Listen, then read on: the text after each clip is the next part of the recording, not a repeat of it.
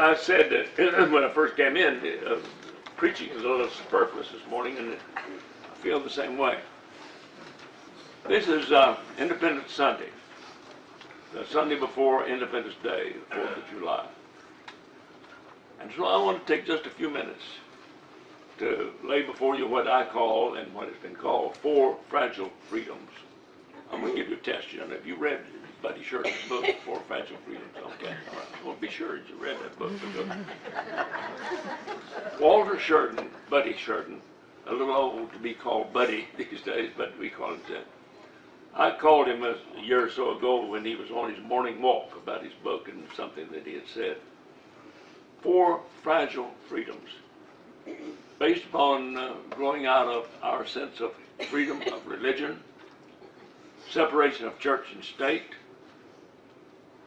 soul freedom, all of it blending together. Our freedom is the gift of God.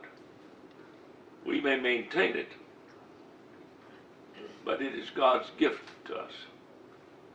Any kind of bondage is an affront to God. You better hear that. Any kind of bondage is an affront to God. It's an affront to His creation. Now, all of you who have heard me try to preach for 50-something years may recall that I have, from time to time, well, pretty constantly, been rather critical of Baptists. Y'all do remember that. Particularly Southern Baptists.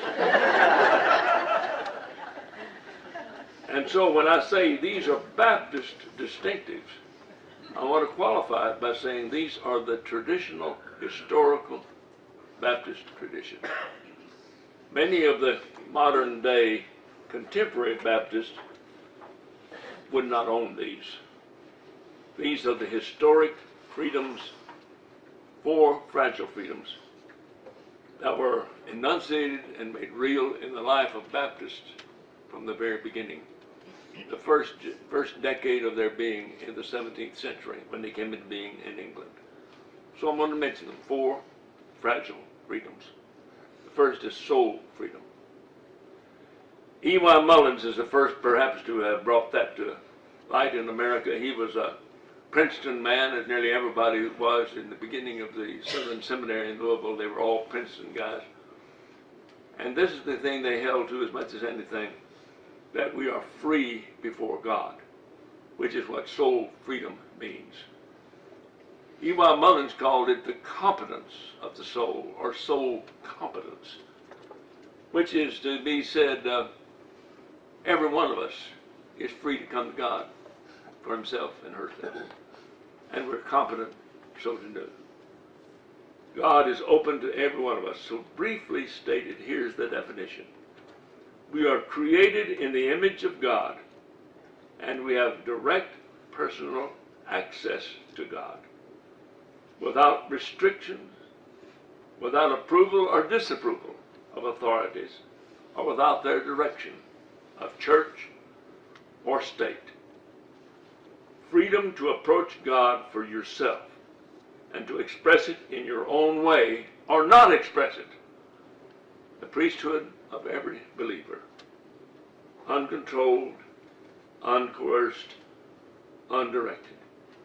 It is a precious gift, but it is also very fragile, and we can give it away. And so I want to challenge you on this day just to remember that there are people who have sacrificed for this freedom, and there are men and women through the centuries who have given their lives for this freedom. Soul freedom, then Bible freedom. Freedom to approach the Bible, biblical truth, pursue the message of the Bible without coercion, without mandated required statements or of belief or interpretation. You are free before God to approach the Bible for yourself. Freedom that we don't take advantage of, by the way. We do a great deal more talking about how we love the old book than we do reading the old book, don't we? A freedom that we've neglected, or that we have made ourselves vulnerable and victims of every half-baked quackery of charlatans who thrive on the uninformed. I could have been a little more crude and said they thrive on the ignorant. I'll just say they thrive on the uninformed. Because we talk more, as I say, about the Bible than we do looking at it. But we do it in the company of other believers. We do not do it in isolation. The fact that I have access to the Bible on my own and may approach it on my own does not mean that I pull back from other believers. I share what I believe about the Bible with you, as you share what you believe with me. And we test what we believe by each other's belief. We are responsible to each other, but we're not controlled by each other. The second great freedom, fragile, is Bible freedom. Then there is church freedom. Separation of church and state. Maybe one of the most important sentences ever written is the First Amendment of the Constitution of the United States. The religious clause, the First Amendment. There are 5 clauses in that amendment. Congress shall make no law touching the separation, touching the what? The sponsorship. Say it for me. Who can say the next words? Congress shall make no law of what? Establishment of religion, or to prohibit the free exercise thereof. Ben, let's lead it all. Everybody say it together. All right. Congress shall make no law. What's the word? Touching? All right. Y'all don't know it, do you? Establishing religion or to prohibit the free exercise thereof. Now, whether you can say it or not, you know the truth of it, don't you? It's not Congress's business to establish a religion. It is Congress's business to protect us from those who would use us, and it is also the business of Congress to be sure that we do not insist on other people believing what we believe before they are accepted. A lot that we can say about it. But the conversation between Jesus and his critics about Caesar and taxes applies to church and individuals. Caesar has his right to certain things, and we give him his right, but his rights are limited. God is God, and he does not deserve our taxes or our money or our property. He deserves all of us, all that we are. Church and state entanglement is dangerous beyond words, and many churches have sacrificed their birthright for a mess of political pottage. Now, you need to hear that. The historians said that, and I suppose they're right, that we are the only nation, at least at the time that our Constitution was written, who brought ourselves into being without giving a favorable status to one religion. And you think about that a minute. No religion has favorable status in our country. No religion. Didn't say Christian religion. No religion. One of the most memorable times that I had, and this is all many years ago, and I was in a revival with a old friend of mine, Stuart Kersey, in Orange, Virginia. And Orange County is a huge county. At the time, in colonial times, it went as far north as Chicago, Orange County, Virginia. James Madison is from Orange, Virginia. And when I was in the days of the revival there, we went out a little ways out of Orange, Virginia to Montpelier, the home of James Madison. Randolph Scott was living in it at the time. You know, I didn't know who Randolph Scott was. And I was shown, and it always has stayed in my mind, the big oak tree. It's probably 300, 400 years old, big oak tree. And it's covered out over benches and everything all around. The word is that when the Bill of Rights was being discussed and the Constitution was about to be ratified, that John Leland, a Baptist leader, spent the day with James Madison on the bench under that oak tree. John Leland made a proposition, because these were folks who were pretty wily politically. And this is the deal that was struck. And so it may be an apocryphal story, but I believe it's true.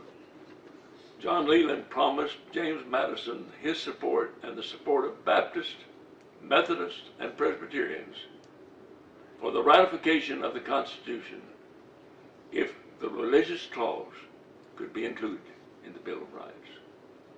And James Madison agreed.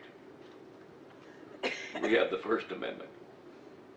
Congress shall make no law concerning the establishment of religion, or prohibit the free exercise thereof.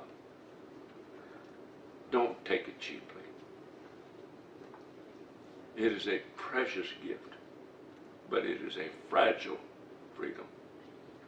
Church and state intermingling may be one of the greatest dangers of the generation in which we live. The last one is religious liberty. Just plain old religious freedom. The broad term, you're free. You really are free. Some of us don't like freedom. I know some people who would rather be told what to think or what to believe than work it out for themselves. It takes a little work to do that. You are really free. They all grow out of soul freedom. You are free, so is everyone else, made possible by the separation of church and state. It all works together. Anytime anyone is deprived of his or her and his, and they do work on keeping it straight, the order of it, hers and his, religious freedom, we are all diminished. Say it again.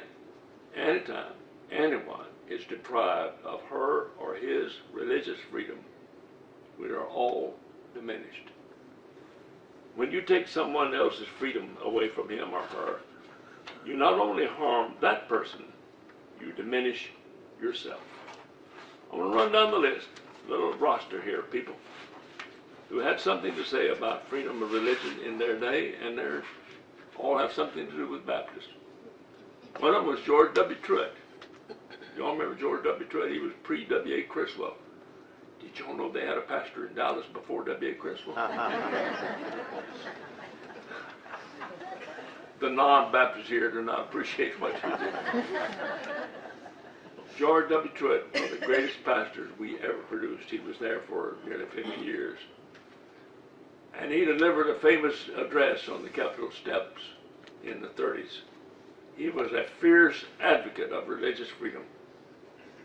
Freedom of religion in America.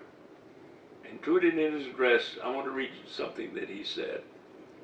Baptists make this contention, George W. Truett said, not only for themselves, mark it well, but as well for all others, for Protestants, for all denominations, for Romanists, that's another word for Catholic, for Jews, for Quakers, for Turks, what's that? That's Muslim. Or pagans, for all men everywhere. To insist on religion, freedom of religion for me is to insist on freedom of religion for you or anybody else. We're going to just take another move forward. John Leland, who I mentioned, sat under the oak tree in Orange, Virginia years ago. In 1791, he wrote a document entitled The Rights of Conscience Inalienable, in which he said, government has no more right, no more to do with the religious opinions of men than it has to do with the principles of mathematics. Leland added, let every man speak freely without fear, maintain the principle that he believes, worship according to his own faith, either one God or three gods or no God or 20 gods, and let the government protect him as he does. Leland was no eccentric. Eli Mullins, that I mentioned about soul freedom, said, Baptists believe in religious liberty for themselves, but they believe in it equally for every other person. You see, it's tied together. I cannot demand a freedom for myself that I do not give to you. Neither can you. But I want to go all the way back to 1612 for the last little sentence here. Baptists came into being by the name Baptist under the leadership of people like Thomas Helwys and John Smith. You know where we see those names in? Smith Helwys Publications of the Incorporated Baptist Fellowship. Thomas Helwys and John Smith were pioneers who brought into being the first church called Baptist outside of London at Spitalfield. And in 1612, Helwys wrote when he was a layman, he wasn't a minister, a short declaration of the mystery of iniquity. And many historians say that it's the first real plea for complete religious freedom in the English language. Religious freedom was almost unheard of. Did you know that? But Brashley, and he did a thing that really got him into trouble. He inscribed a handwritten note on this pamphlet of his and sent a copy of it to King James. You know who King James was? Yeah. James Bob. He's the one that brought into being, by his authorization, the King James Version of the Bible, so you remember the story about King James. And he reminded the king that you are a mortal man and you're not God, and therefore you have no power over the immortal souls of his subjects. And within the document itself, Helwys affirmed loyalty to the state. Yes, we're loyal to the state. The limitations of the state and the principle of religious liberty. And he said, I close with this sentence, let them be heretics or Turks, the code name for Muslim, or Jews or whatsoever. It appertains not to the earthly power to punish them in the least measure. And why should the powers of the state keep their hands off folks' souls? Elvis gave the same reason that we've been trying to say all day. Because, in Elvis' words, men's religion to God is between God and themselves. The doctrine of full religious liberty that's now taken for granted was perilous, heretical, dangerous. Elvis paid the price for what he said and for sending his pamphlet to the king. He was promptly thrown into prison, and he died there 4 years later. I guess what I'm trying to say is that people have given their lives for these precious freedoms that we take for granted. 4 fragile freedoms: soul freedom, Bible freedom, church freedom, religious freedom for all. Remembered on this 4th of July, what many Americans have forgotten. May we never forget.